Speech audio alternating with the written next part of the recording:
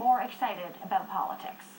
One of the things that we've been doing is taking the extraordinary team of young MPs that got elected in the last campaign and sending them across Canada, mostly to universities and colleges, but also into high schools, because the people who are in high school now are going to be voting in the next election, making them understand that the huge ecological, economic, and social debt that's being left on their backs is something that they can react to, they can do something about it. Right now, young people are engaged. They're involved in community groups. They'll work as a volunteer in a soup kitchen. They'll be in an environmental group.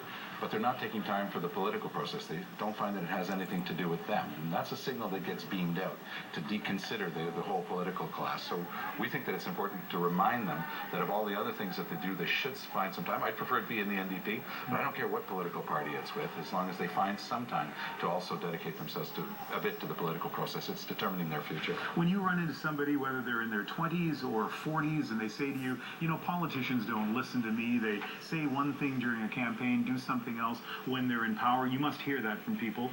What do you say to them? They're often right. And that's been the history of politics. We've seen the Liberals sign Kyoto for partisan political purposes. It was a communication strategy for them.